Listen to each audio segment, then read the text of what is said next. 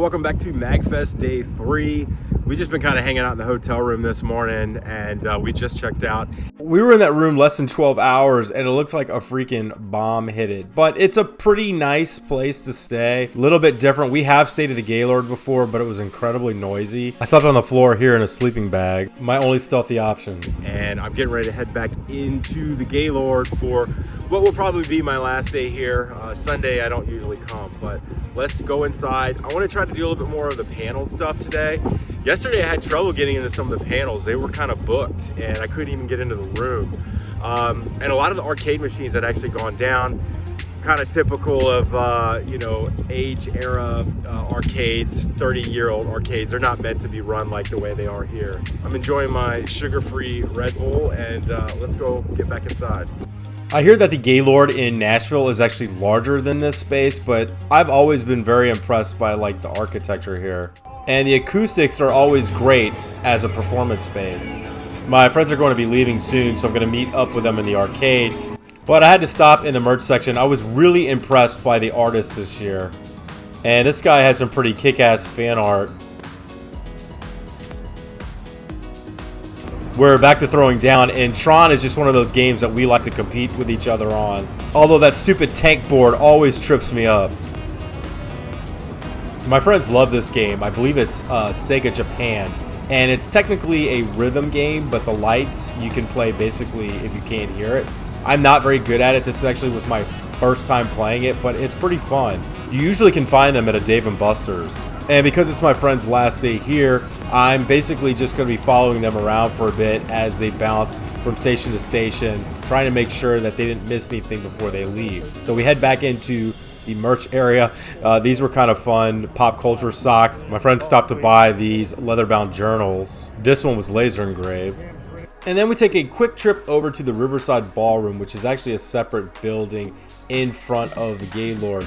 Now, I am not a tabletop player. My friends are, however, and sometimes at MAGFest they actually buy tabletops they've never seen before. Although they find it hard to justify spending that much time in tabletop because some of these games can literally take up to hours. But the MAGFest community is really open to noobs like me. Guys, we just finished eating at Fiorella's Pizza. Really good food. My friends actually took off. They're out of here for the day, but I'm going back inside. I'm here for the long haul. So they've got some things I want to do. I definitely want to check out the Indie Showcase because every time I've gone in there, they've actually been closed for the day. So there's a bunch of games I want to get on and try. As I mentioned before, there's some panels I want to do. There's Celebrity Versus tonight, which is always a really fun time. So let's go back. MAGFest can be a bit like a casino where you're stuck inside and you forget there's an outside world, and it's nice to just walk outside and get some fresh air and take the mask off. Oh, and if you are down here, be sure to check out the wheel. It's like $16 for adults to ride. I definitely recommend it, although I've been on it numerous times. I don't love it. I don't love those types of heights, but you get a pretty good view of Washington, D.C., which is like this way. There you go. Good job. Nobody really seems to know how or why these shrines came about. Danny DeVito's shrine was the first, and you can see over the course of the last few days how much this shrine has expanded. Some people bring stuff specifically to the show for the shrines, and it's not just DeVito now. This couple had repurposed old handhelds into cute little miniatures. And I was listening in, a lot of them actually light up.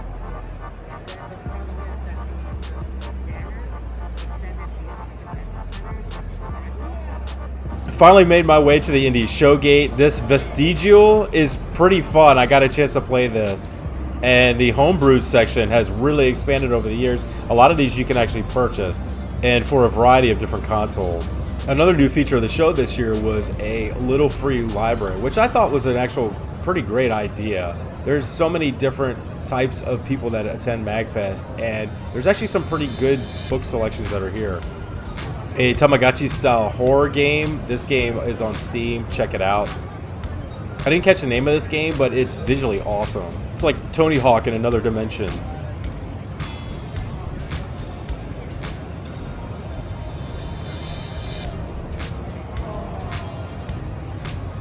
The developer here sold me on the game. This game is called WrestleQuest. It's not out yet. It's an RPG wrestling game set up like it's the 1980s. It rules. And we also have the 501st here doing some charity stuff. They take a lot of the money that they get for autographs and things like that and put it towards charities of choice. Now we have Mandalorian mercs. My friend actually owns this Spider-Man machine, so I was taking video to show him that they had one at MAGFest. And a whole section of candy caps. Although they didn't have Puzzle Fighter, which is my favorite game on Candy Cap. I finally got a little bit of time on the Who machine.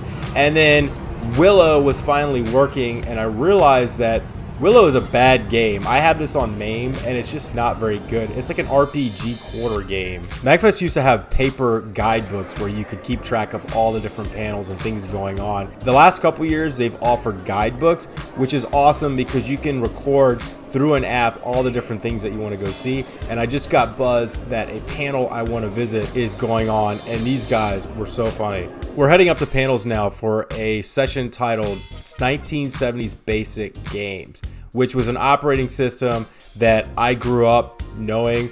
My dad used to type up the code from these video game magazines into our old keyboard computer from the late 70s, early 80s.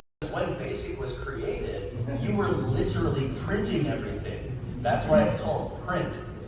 So just a little bit trivia there. The People's Computer Company was really popular on college campuses. The Rainbow, I added the Rainbow here, not because it was that popular, but just because it's weird. Not going to be using the interwebs, so you could print it, preferably on a... I'm heading back over to the Retro Arcade, and you see this nibbler? Yes, that nibbler right there. There is a 2015 documentary film directed by Andrew Seckler and Tim Kinsey called Man vs. Snake, The Long and Twisted Tale of Nibbler. It follows the story of a man named Tim McVeigh who set the original record on Nibbler in 1984 at Twin Galaxies. Both Walter Day and Billy Mitchell are featured pretty heavily in the movie as friends of McVeigh. And in the 2000s, McVeigh learns that an Italian native named Enrico Zanetti claims to have beaten his score in September 84, and he tries to go on a quest to beat and reclaim that original score. McVeigh repurchases a Nibbler machine and goes on to try and take over that score at MAGFest and comes into competition with a man named Dwayne Richard. And there's a lot of drama ensues. I won't give away the plot. I won't give away the finale, but it's a really fun documentary. And you can also see what's called Classic MAGFest at the old Hilton Hotel. So I just hang out here for about an hour playing some of my old favorites. And this is a really beautiful cocktail asteroids cabinet. I check into the charity speed run, which has a live orchestra. We're just keeping track of all these donations. Gotta be you. Alright, so what's happening on screen right now is insanity. And then a band which I've heard a lot about, Knights of the Round. They're a heavy metal band, and in this show they played all Final Fantasy covers, and they freaking came to party and they were sending it. Let's have a listen.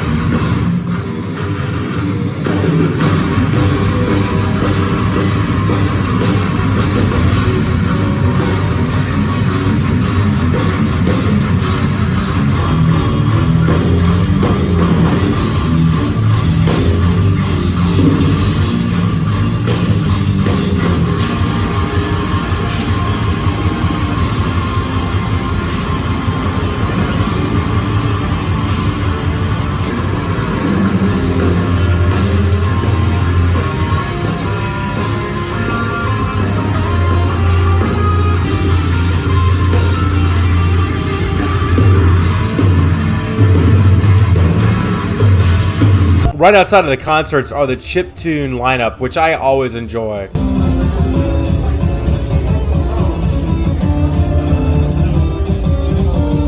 This Elden Ring cosplayer, Blade the Wolf Knife, was so impressive, he was creeping me out. And I put like 200 plus hours into that game last spring. And please explain what's going on here, because I could never figure it out. This Guilty Gear tournament in consoles was a riot, and now I want to invest in the game. As well as this Sega Hockey 94.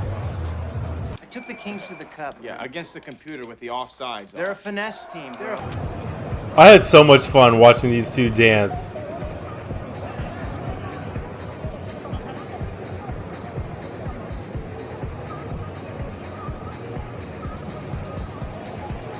Back in the indie hall, this skeleton thing was finally working after year 2, and I still can't figure out what it's supposed to be.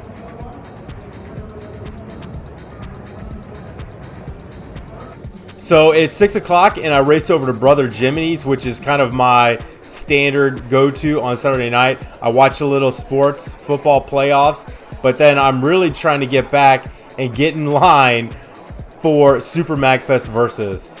Hosted by YouTuber Jesse Cannon, this full show should be posted soon to the MAGFest site.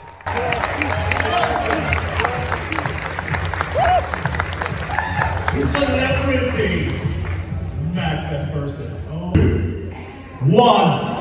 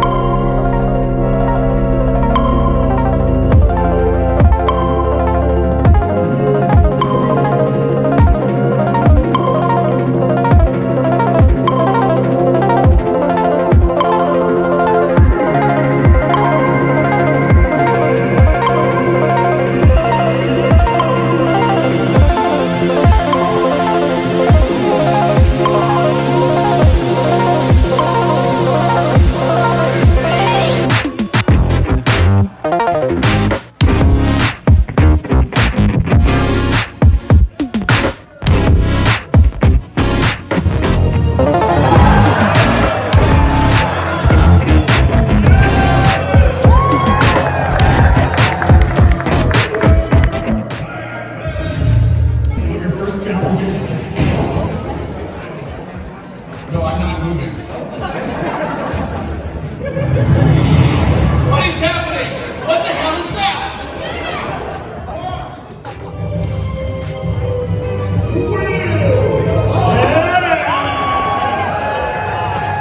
Wait, so does Granny have an extra character? We have a pet character.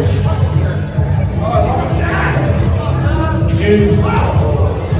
Yes, okay. You gotta get out of that corner, Granny. No, indestructible. You can't break this panda. This panda is forged in the fires of hell. Unbreakable. Do it with the soul.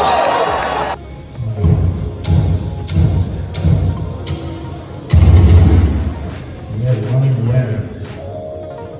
Good strategy.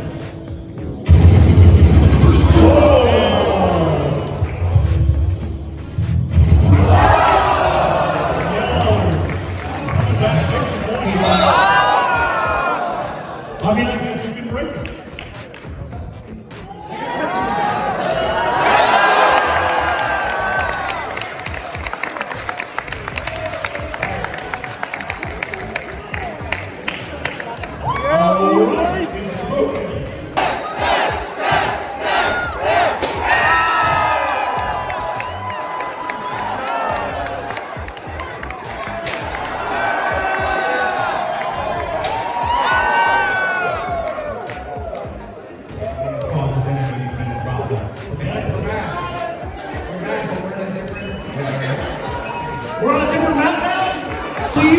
leave the stage.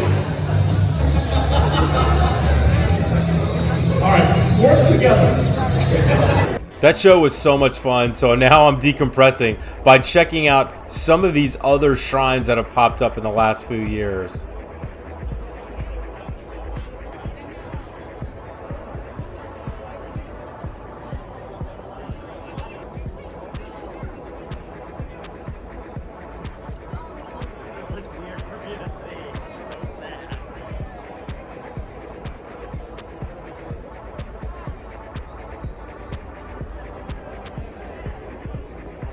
And one last run for me through the arcades. I didn't record much because I was too busy playing games.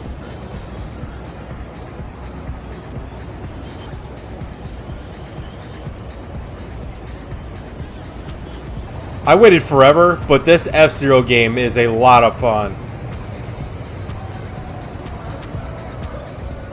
One of the new restaurants at the Gaylord has a bocce court.